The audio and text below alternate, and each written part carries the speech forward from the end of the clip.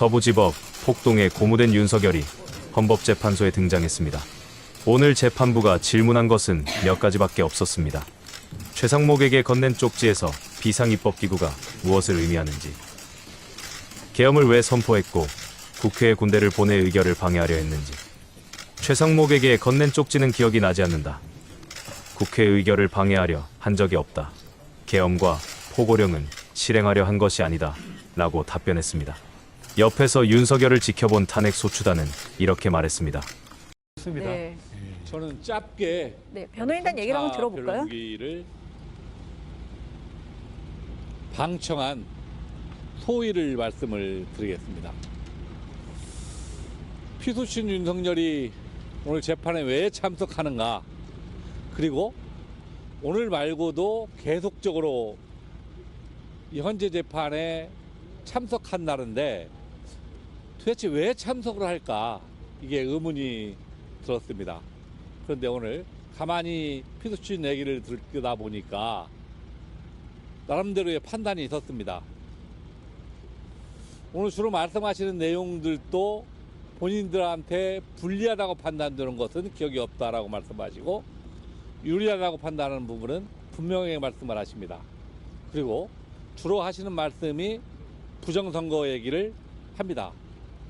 본인이 직접 이 헌재에 참석해서 하고자 하는 얘기는 이 헌재의 방향을 바꾸거나 억울해서가 아니라 이 지금 자기를 추종하는 이 선동행위를 계속해서 이끌어가려는 의도가 깔려 있는 것이 아닌지 심히 의심스럽습니다.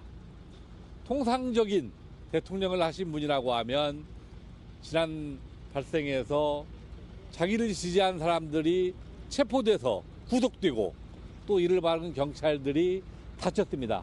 그런 거에 대한 미안한 감정이나 이런 소리는 말씀 많아지고 당당하게 본인 입장을 말씀하시는 이중적 태도를 가지고 참 국민의 한 사람으로서 씁쓸하다는 말씀을 드리고, 지금이라도 자신의 잘못에 대해서 사죄하고 지지자들이 더 이상 난동을 하지 않도록 자제하고 헌재 재판에 임하는 태도도 좀 더 진지한 태도로 임해 주실 것을 요청드립니다. 네. 피청구인이 오늘 체포 구속된 상태에서 왜 헌법재판소에 출석했는지 저는 매우 궁금했습니다. 그리고 피청구인이 왜 지난 12월 3일 날 비상계엄을 선포했는지 그 이유를 알고 싶었습니다. 그런데 피청구인의 오늘 진술 내용 어디에도 비상계엄을 왜 선포했는지 제대로 설명을 듣지 못했습니다. 부정선거 얘기를 했고요. 그리고 야당 탓을 계속했습니다. 그런데 우리 헌법상, 계엄법상 비상계엄을 선포하기 위해서는 전시사변인에 준하는 사태가 있어야 합니다. 피청구인이 대한민국의 당시 12월 3일 당시를 왜 비상계엄을 선포해야 되는 상태로 인식했는지에 대한 어떠한 합리적인 설명도 없었습니다. 피청구인이 비상계엄을 선포한 것 자체가 위헌위법이다라고 스스로 자백한 그런 오늘 심판 기일이었습니다. 그리고 피청구인의 태도, 증거 조사 과정에서 보여준 매우 불성실하고 무책임한 태도에 매우 실망했습니다.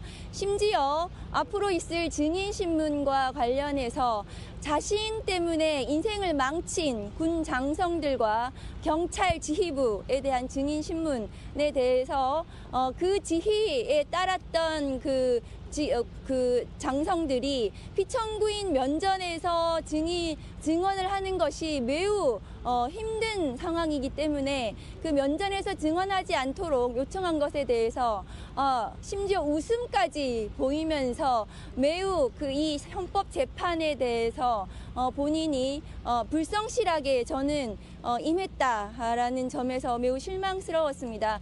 앞으로도 피청구인이 이 헌법과 법률을 위반한 이 점에 대해서 저희 국회 소추단의 그 증거 입증에 대해서는 피청구인이 아마 대응하지 못할 거라고 생각하고 앞으로 여기 계속 출석하겠다는 것은 자신의 지지자, 극우, 아스팔트 지지자들에게 보내는 어쩌면 선동일 수도 있는 그런 메시지를 계속 보내서 국가를 혼란에 일으키게 하려는 것이 아닌가. 저는 그런 것이 매우 우려스럽고 걱정이 됩니다. 국회 소추단은 피청구인의 헌법과 법률 위반에 대해서 빠짐없이 입증하고 반드시 파면에 이르도록 하겠습니다.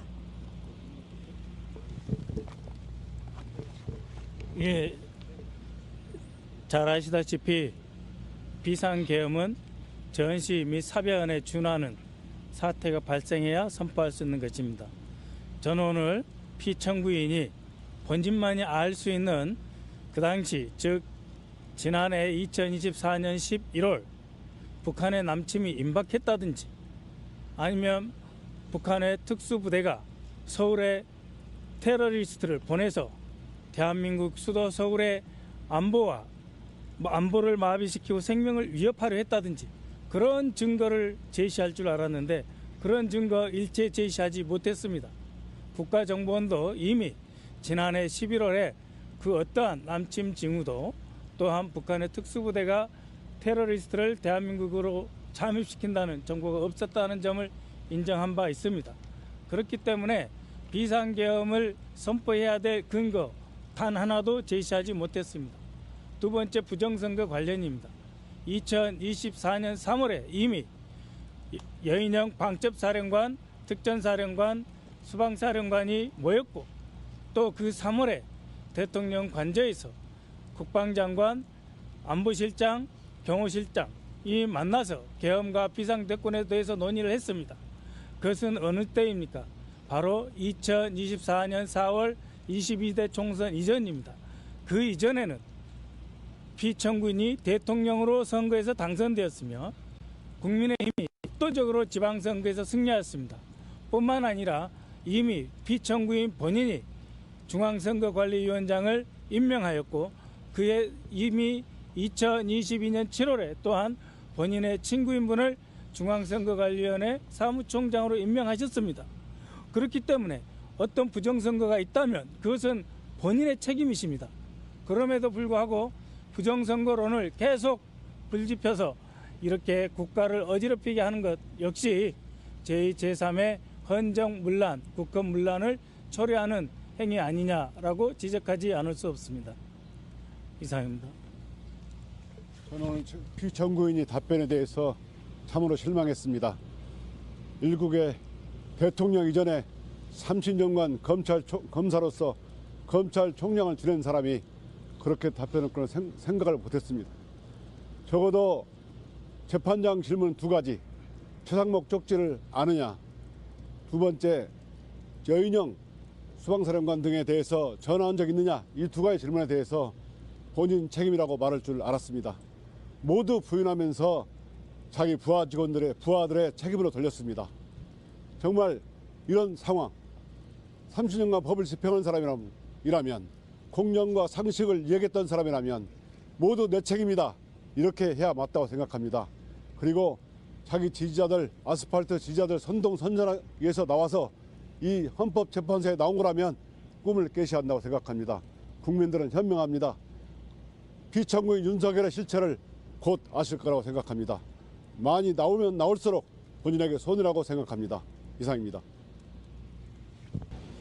예, 저도 비소추인 대통령 윤석열이 부정선거론에 심취해 있다는 것은 알고는 있었지만 이렇게 직접 헌법재판소의 재판정까지 나와서 대통령이 부정선거 전도사가 된 모습을 실제로 목격하니까 더욱 참담합니다.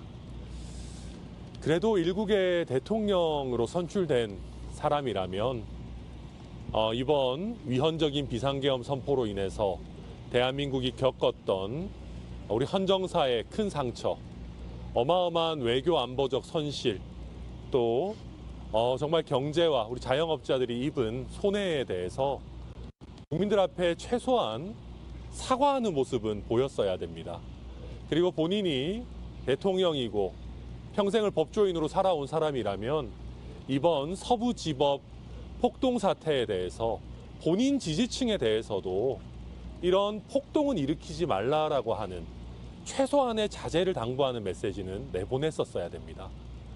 그런데 사과나 자제에 관한 메시지는 하나도 없고 헌법재판관의 진술에 대해서는 본인에게 불리한 것은 모르쇠로 또 거짓으로 일관하고 부정선거 음모론만을 전도산처럼 퍼뜨리려고 하는 이런 모습 대단히 실망스럽습니다. 앞으로 헌법재판 과정에서 부정선거 음모론만 퍼뜨리려면 차라리 앞으로 헌법재판에 나오지 마십시오. 이렇게 해서 대한민국 헌법질서, 민주주의를 더 파괴하는 그 주체가 그래도 대통령으로 선출됐던 윤석열 본인이어야 되겠습니까? 이렇게 헌재까지 나와가지고 부정선거 음모론 계속 이야기하면은 제2, 제3의 서부지법 폭동 일어납니다.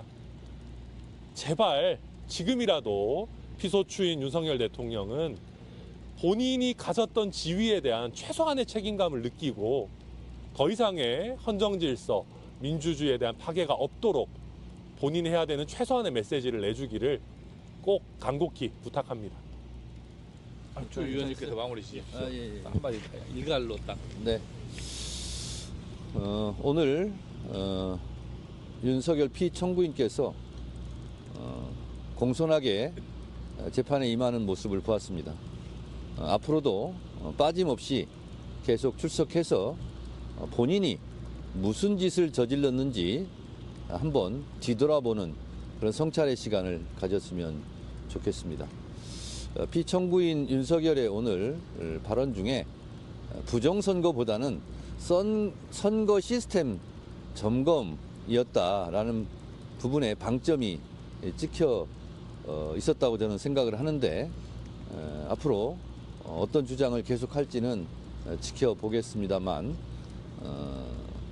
평소와 달리 오늘 비교적 풀이 죽고 공손한 모습을 보이는 것 같아서 그나마 좀 다행이라고 생각하고 혹시 마음이 바뀌어서 헌재에 또 불출석하겠다 이런 생각하지 마시고 계속 성실하게 헌재 출석하셔서 심리 과정에 참여하다 보면 본인이 생각하는 것보다 본인이 저지른 죄가 더 크다는 것을 느낄 수 있지 않을까 그런 생각을 합니다. 그래서 헌재에 계속 출석해 주실 것을 요청드립니다.